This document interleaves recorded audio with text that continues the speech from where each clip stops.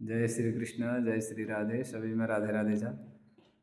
हामीहरू सत्सङ्ग गत कई दिनदेखि धारा प्रवाह चलेर आइरहेको यो क्रममा आज एउटा सानो जिज्ञासा एकजनाले पस्किनु भइरहेछ, प्रश्न गर्नुभएको छ। अलिकति अब कुन विचार कुन भावले गर्नुभएको हो, या त समाधानको लागि गर्नुभएको हो या तर्क हिसाबले गर्नुभएको हो, त्यो त उनको भाव हो। तर उनले भन्नु भइरहेछ के भने, यदि भगवानको अस्तित्व छ, भगवान छन् भने यो संसारमा यस्तो दुख कष्ट हुँदा के उनले रक्षा गर्नुपर्ने होइन? र यदि छन् भने किन कहिले देखिँदैनन्? देखिनु त पर्ने हो एकपल्ट भए पनि। र उनको प्रश्नको तात्पर्य यही छ कि भगवानको अस्तित्वमा उनले अलिकति प्रश्न चिन्ह गर्नुभएको छ। भगवानको सत्ता छैन, यसमा भगवान भनिया कोही छैन भन्ने यस्तो खालको भाव व्यक्त गर्नुभएको होला।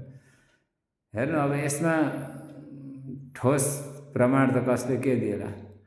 हामीहरू पनि जति आस्तिक छौँ, आफ्ना धर्मग्रन्थहरूको शास्त्रहरूको वचनलाई प्रामाणिकता मानेर हामीहरू त्यसलाई स्वीकार गर्छौँ।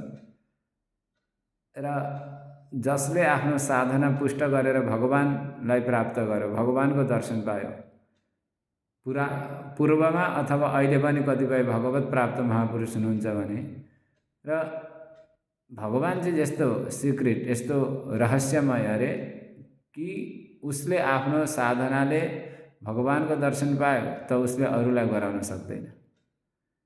किनकि भगवानको पनि एउटा सिद्धान्त छ,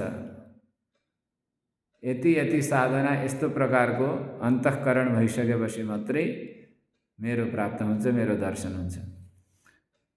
र त्यसैलाई मात्रै हुन्छ, सबैलाई हुँदैन। र यो एकदम रहस्यमय प्रश्न पनि छ, र यो विषय नै रहस्यमय छ। कसैले प्राप्त गर्यो त अरूलाई गराउन सक्दैन। र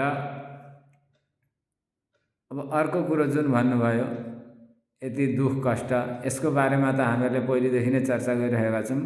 यो संसारमा जे पनि हुन्छ कर्म फलको सिद्धान्तको अनुसार भएको छ। हामीहरूको सनातन परम्परामा यो एकदम अकाट्य मूल सिद्धान्त हो।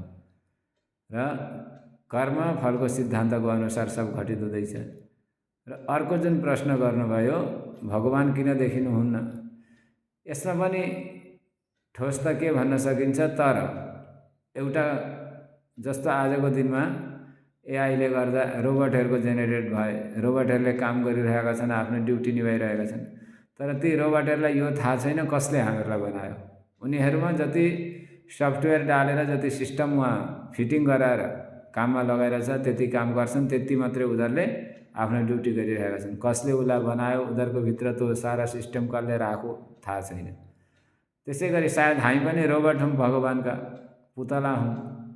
यति मात्रै हामीहरूमा सामर्थ्य दिनुभयो, केपेबिलिटी दिनुभयो। हामीहरू ठिक पहिलेदेखि जे फिटिङ छ त्यति नै गर्दैछौँ। त्योभन्दा माथि जसले हामीहरूलाई बनायो, जसले यो जगत बनायो, त्यसलाई देख्न नसक्ने त्यस्ता आँखा दिनु भएन, त्यो पनि कारण हुनसक्छ। र यी सबमा यस्तै हो। तर अब भगवानलाई मान्दा जीवनमा फाइदा छ कि नमान्दा चाहिँ फाइदा छ? मान्दा के फाइदा छ, नमान्दा के घाटा छ, यसरी हेर्नुपर्छ। हामीहरूले वास्तवमा आफ्नो फाइदा र नोक्सान छ कि छैन यो चाहिँ विचार गर्नुपर्छ। र भगवान मानिन्छ भने भगवान के गरी प्रसन्न हुनुहुन्छ अरे? भगवानलाई प्रसन्न गर्ने के त्यस्तो उपाय छ अरे भन्दा, भगवान सद्भावले, सदाचारले, सत्यको मार्गमा चल्दा, मादक पदार्थहरूको सेवन नगर्दा, अरूलाई दुःख कष्ट नदिँदा, शराब मदिराहरूबाट दूर रहँदा, यस्तालाई मात्रै भगवान प्रसन्न हुनुहुन्छ अरे, भगवान प्राप्ति हुनुहुन्छ अरे। र भगवानलाई मान्दा अगर हामीहरूको जीवनमा यी सब अवगुणहरू आउँदैनन्, यीबाट हामीहरू बस्दछौँ, यी सबबाट हामीले छिछि दूर गरिन्छ भने यो त बहुत ठुलो फाइदाको कुरो भयो हामीहरूको लागि। अब त्यसको जग्गा भगवानलाई मानिँदैन, त्यसमा पनि कुनै 100% प्रमाण त छैन। तर केवल आफ्नो भित्र मनको कल्पनाले गर्दा, कुतर्कले गर्दा भगवानलाई मानिँदैन र मनमानी गरियो भने, र हामीहरूको यो जन्म पनि, यही जीवन पनि हामीहरूको अपयशमय हुन्छ र परलोक यदि साँच्चै नै शास्त्रको वचन सिद्ध हुन् रहेछ भने हामीहरू त्यहाँ बडो दुर्गति हुन्छ। र हामीहरूले हमेसा यो आफ्नो दिमागको प्रयोग गरेर भगवानलाई मान्दा चाहिँ हामीहरूको बहुत फाइदा छ।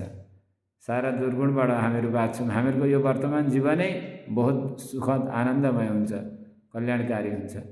र यस कारणले यस्तो विचार गर्दा हामीहरूले भगवानलाई मानेको चाहिँ बहुत राम्रो हो।